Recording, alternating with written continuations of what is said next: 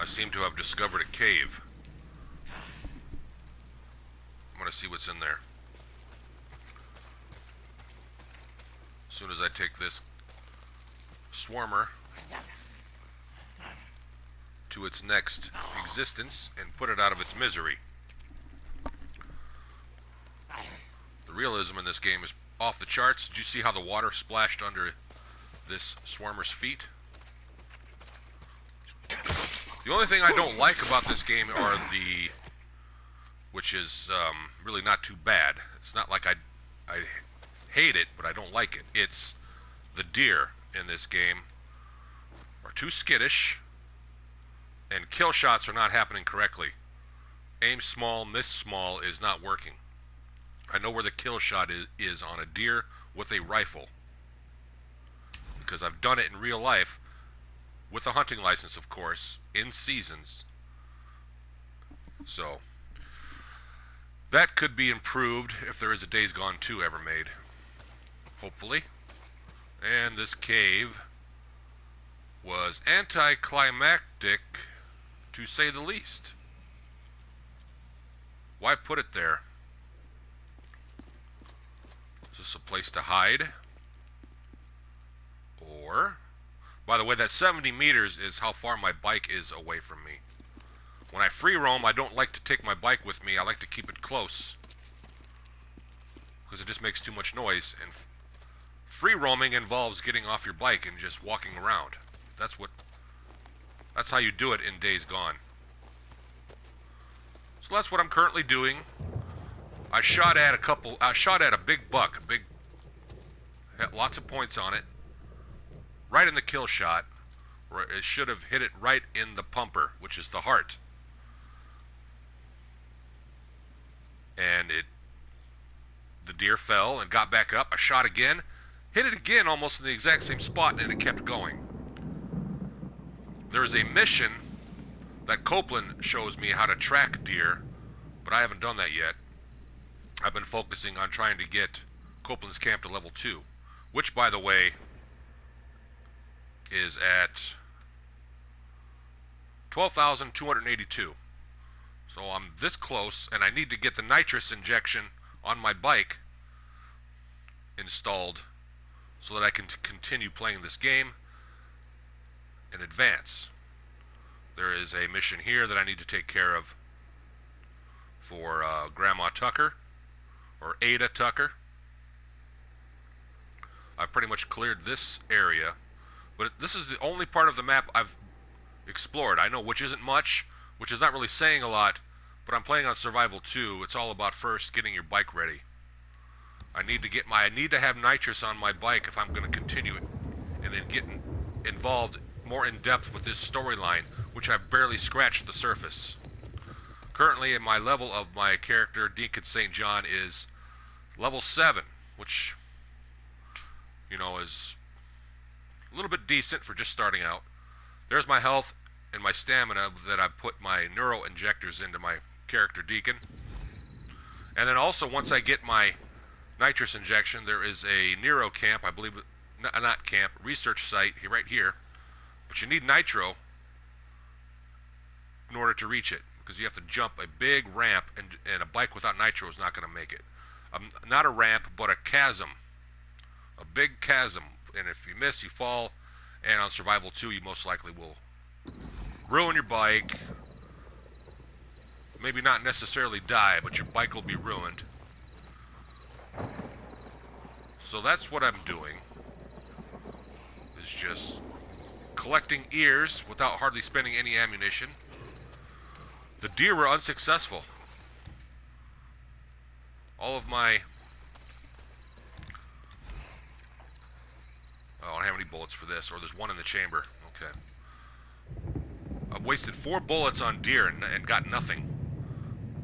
The kill shot, aim small, miss small, should still apply without having to do Copeland's mission, which, if you are familiar with Days Gone, you know what I'm talking about. It's pretty stupid. It's a straightforward mission. He says it's called a rifle, not a gun. It's really annoying. It's laughable. So my boot knife never takes damage. So the more swarmer ears I can collect without wasting bullets is the best.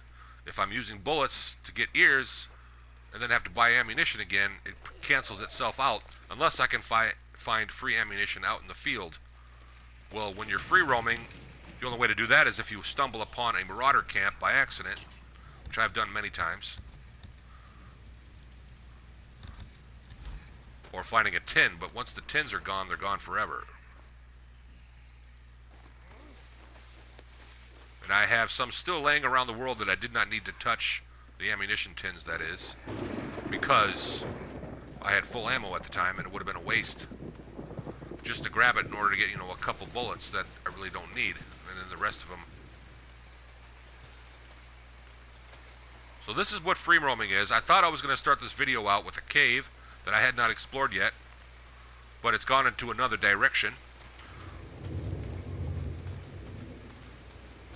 So I thought maybe we'll just free roam together. Look at the incredible detail.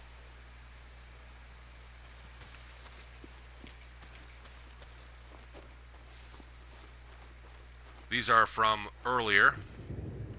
The thing about Days Gone, when you kill a creature or a marauder who's after you, their body will stay there for quite a while before it disappears. There's a large memory bank put in this game, a storage bank, so to speak, where if you drop a wolf or if you drop a zombie, you name it, a deer, and you get distracted and you're unable to loot it right away, don't worry, it will still be there for a long time. A lot of games, it will, it'll just disappear in a couple minutes or seconds, Not this game. Jeez, yeah, that should have been a headshot to begin with, but it wasn't. This fire axe is the most powerful weapon in the game. I want to make sure I keep it repaired at all times. I know where more spawn, but I'd rather just keep the one I've got. Rocking and rolling with the most powerful melee weapon in the game. Yeah, here's from some previous fights. Very cool. And like I say, they'll stay there for a long time, longer than you realize. And then once in a while, they will eventually disappear, but I think that takes a long time. Because the game is can only do so many. But there's a lot in there, if that makes sense. Like the game reserves a spot for like 1,000 corpses. Whatever it may be, deer, wolf, swarmers, breakers. I've come across fights with all these corpses lying around that I did days ago, and I'm thinking, wow, this is a new type of game element that I've never seen anywhere else, where the enemy corpse is lying there. Most games, you look at it, you're able to say, okay, that's cool, and then it just pixels away and like Tron the movie and de-reses. Not in Days Gone. You will not find that happen. Now, don't even quote me on that. I don't even know if they disappear. I was just assuming they do, because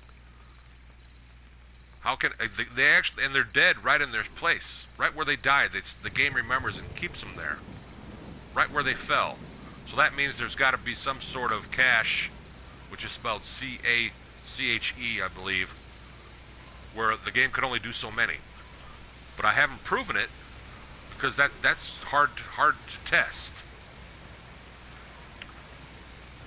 So it's getting nighttime now, and it's raining, which draws out the freakers. Or swarmers in this case. There's many types of freakers. These are swarmers. They're the basic freaker species. There's more powerful ones as the game progresses. I'm still in the novice beginning of the game where it's just swarmers. Now here's a monument. It's a collectible. If you collect them all, I don't know what happens because I've never done it yet. But they're randomly spread around the map. So using my boot knife here, which never breaks, going to gain me some profits. And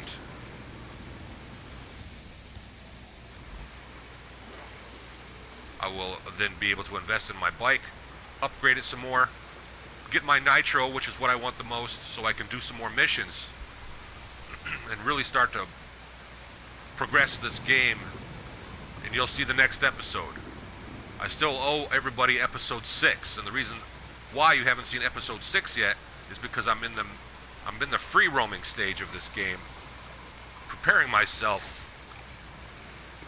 This game has a lot of free roaming ability. It's probably one of the best out there for free roaming for its genre. A lot of people don't like these gory games. I understand that. This game's not for everybody. But if you want to do some real free roaming, this is the game. It's better than Red Dead Redemption 2 because there's no... How's the word I'm saying? Yeah, online, of course. This I can't compare this to the online Red Dead Redemption 2. But it does correlate into what I'm saying. The map is too small in Red Dead Redemption 2. Free roaming is boring. You're always in the same place that you just saw 10 minutes ago. It is too small, and before you make a comment and say, no, it's not, Jeff. It's not too small. Yes, it is. The reason is because it has way too many cliffs, chasms, places where your horse cannot even go, which the map then is an optical illusion of really how big it is. There's not that many foot areas for your horse. There'll be these giant cliffs like this everywhere. They dot the map. Now, if that's because it's real life, it probably is. Well, then okay. It's based off a real life map. There's nothing I can say about that except okay. But it doesn't make the game free roaming fun at all. Now, Days Gone, I'm done with that. Red Dead Redemption 2 is a 10 out of a 10 game. 9.5, you know. It's no less than 9.5, in my opinion. So I'm not going to sit here and just say that Red Dead Redemption 2 and complain about it. I'm not. I'm just pointing out how Red Dead Redemption 2 doesn't compare to free roaming like Days Gone does. Days Gone is the best game out there for free roaming. Problem is, a lot of people don't know that. It's because they're squeamish. But yet they can watch a Goodfellas video about all the murders in the movie. Okay, now follow me here. In the entire movie, and the video will get 1.5 million views in 1 week. So a lot of my subscribers leave because they're like, oh, I'm too afraid of zombies. They give me the squeamy jeemies. Oh, it's violence. Oh, you shouldn't be doing violence, Jeff. That's just not cool. Okay, you can tell by my exaggerated voice. I'm not making fun of anybody, but I think there's a double standard here. I'm pretty sure, it's just a guess, it's an educated guess, that the example I gave with the Goodfellas montage on this same platform that says all murders in the movie Goodfellas, and then you look and it's 1 week old, it's got 1.5 million views. So don't tell me people don't like to see this kind of violence and gore. Get off your high horse and subscribe to my channel. Put the word out what I'm talking about. My name is Suffice to Say. My first name is Jeff. Let them know. Let them know and I could give more examples. Anything that's a movie where it shows all the violent scenes, blah, blah, blah, blah, click here, montage, they watch it, and they're like, oh, let me give that a like, that's really cool. And then millions and millions of views, and then they look at Days Gone, and they're like, oh, no, that's just too violent. I can't play that game. No, you're lying to yourself. You're actually too scared to play this game, aren't you? Yes, this game is scary to play. You need a little bit of scare in your life. Why not make it a video game? Get a little bit of a fight or flight rush. It'll actually help you spark some natural brain healing that you will get from that feeling. And you can hone your skills. The thing about this game is very user-friendly on the controls, off the charts. To control your motorcycle, 10 out of 10 ability to control the motorcycle. So user-friendly. Let's do a close-up here. This game, I believe on Metacritic, got a 76 out of 100. I'm going to give it a 90, and that's only because of the deer that I explained a minute ago are a little bit dumb. They're too dumb. Too dumb. Meaning that they don't act like they should. I don't even know what that means. Oh yes, when they get shot before doing the mission with Copeland, there should still be a blood trail. That's what I meant to say. There should still be a blood trail, but there's not. Then you can track the blood trail, you find the deer, it'll be squirming on the ground, whether alive or dead. But until then, hunting deer in Days Gone is not fun. It doesn't work that way, like I said before in the beginning of this video. Yeah, I've gone first full circle now. I was here before. This wolf got killed by freakers, and that perfectly explains. See, if I would have came up on this and it hadn't been killed yet, it would have been proof. But trust me, when I came up on this before, it was harvestable. I did this about maybe 15 minutes ago. I didn't kill it. It was somewhere a zombie killed it, whether it was chasing me or it happened just on a random meetup. Which this game is excellent on that when it comes to nature, just interacting with nature. Freakers and wolves will fight each other. And that's good. This corpse is going to remain here for days. It almost becomes like a, what's the word I'm looking for? Like when you're driving somewhere and you don't have a map. Landmarks. It becomes kind of like a landmark to let you know where you're at. In Survival 2, you don't get a map constantly displayed in the lower right-hand corner. The only way to pull it up is by hitting R3, which gives you your spider vision, spidey sense, I like to call it, which is not what the game calls it. It calls it something else. See, this has been here for quite a while. There was a couple marauder corpses that were around here too. Now they may have disappeared. Look at this. That might be, now Deacon St. John cannot swim because he's got a lot of heavy metal on. Lots of heavy metal. But I've never been down here just to see where this goes. Maybe there was a secret entrance. There's a lot of secret entrances in this game.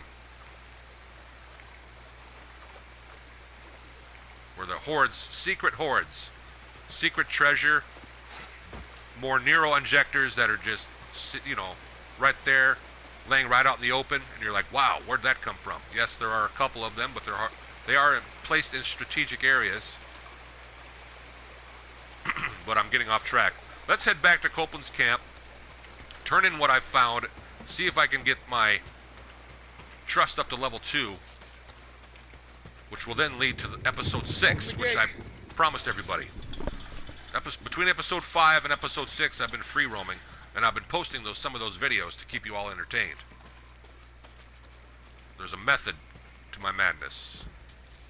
So here, I don't want to sell the berries. They stack up, I believe, up to 21 at the most right now for me. They may stack more if I invest in skill points, but I want to make sure I don't sell all, because these berries are used to craft stamina. I believe these are used to probably craft either focus or something else. I'm not sure if I use all 3 of these.